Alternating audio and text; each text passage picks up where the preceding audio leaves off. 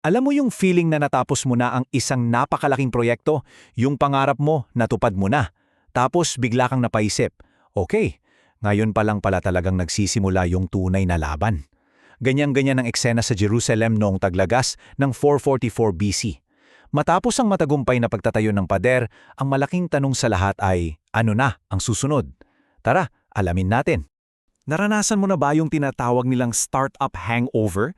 Yung pakiramdam pagkatapos mong i-launch yung business mo o kaya pagka-graduate mo, parang may konting, so, what now?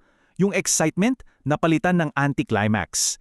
Well, yan mismo ang pinagdadaanan ni Nehemia at ng buong syudad. Naitayo na nila ang pader, ang ganda. Pero ano na ngayon? At dito papasok yung pinakasentro ng usapan natin. Isipin mo to, ang pader, yan yung hardware. Matibay, nakikita, talagang impressive. Pero yung mga tao, yung kanilang mga prinsipyo, yung kanilang pananampalataya, yan ang software. At alam naman nating lahat, kahit gaano pa ka-high-tech ang hardware mo, kung palpak ang software, wala ring kwenta. Babagsak at babagsak yan. Okay, so, bagong pader, bagong karangkahan. Akalain mo, ang kasunod yan ay isang dambuhalang selebrasyon, di ba?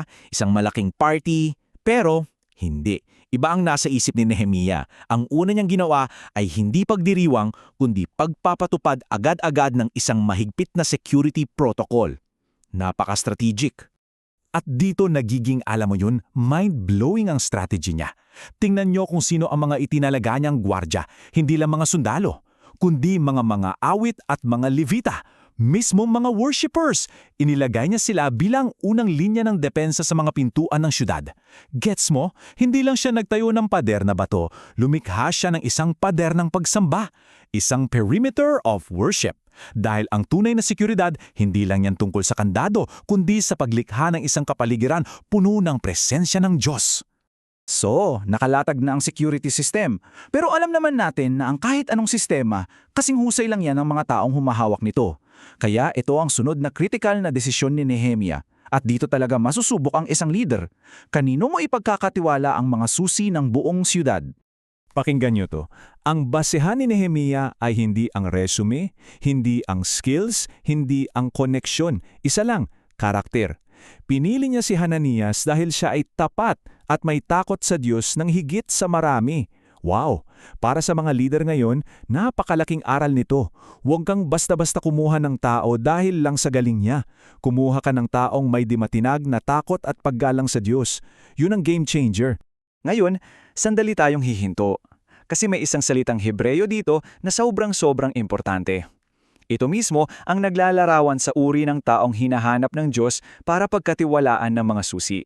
Ang salitang ginamit para ilarawan si Hananias ay Neeman, na ang salin ay tapat. Galing to sa salitang ugat na eman, dyan din galing ang salitang amen. Ang ibig sabihin nito ay hindi lang basta mapagkakatiwala ka ngayon. Ang isang Neeman ay isang taong parang haligi, isang pundasyon, isang taong kayang magbuhat ng mabigat na responsibilidad at hindi bibigay kahit gaano pa kabigat ang pressure. Sa panahon natin ngayon na sobrang obsessed sa viral talent, sa karisma, sa galing, ang hinahanap pala ng Diyos ay mga Neeman. Hindi yung sikat, kundi yung matatag. Hindi yung impressive, kundi yung maaasahan. Ang tanong, anong klasing tao ang binubuo natin sa sarili natin? Isang viral sensation o isang Neeman na haligi? Okay, so ang ganda na ng setup, di ba? May matibay na seguridad, may Nehemiam na leader.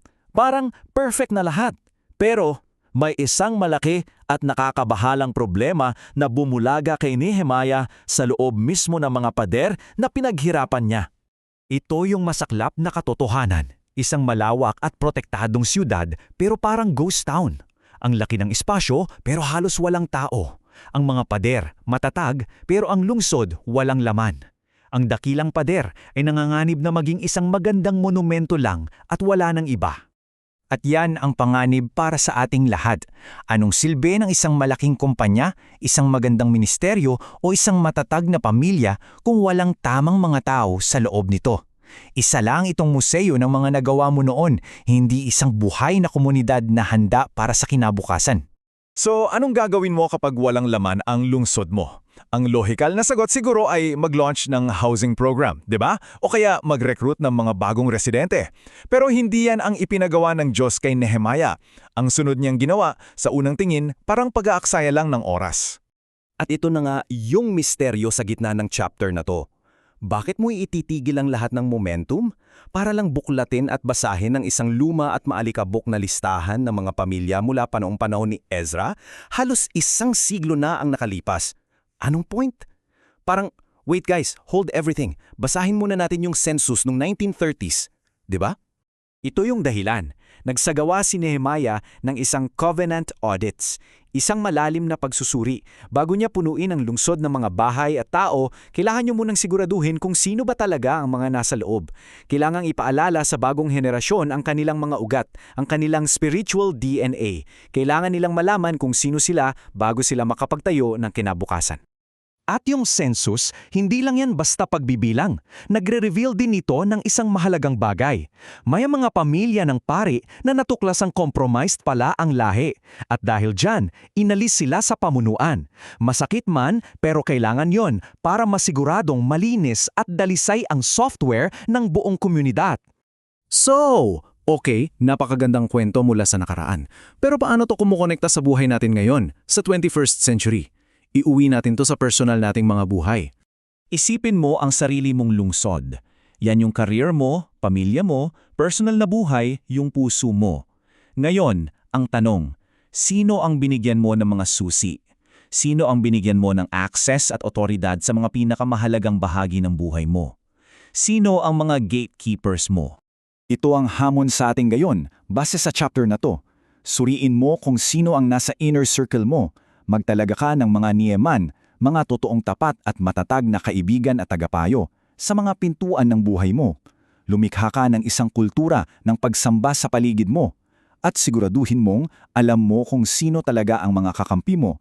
Huwag mong ipagkatiwala ang susi sa kahit sino lang. At ito ang iiwan ko sa inyo. Hindi sapat na mangtayo ka lang ng pader, ng karir, ng kayamanan, ng proteksyon. Ang tunay na tagumpay, ang tunay na hamon ay ang punuin ng lungsod na yan ng mga tamang tao, ng mga tamang prinsipyo at ng presensya ng Diyos. Dahil ang isang syudad hindi nasusukat sa tibay ng pader nito, kundi sa kalidad ng buhay na nasa loob nito.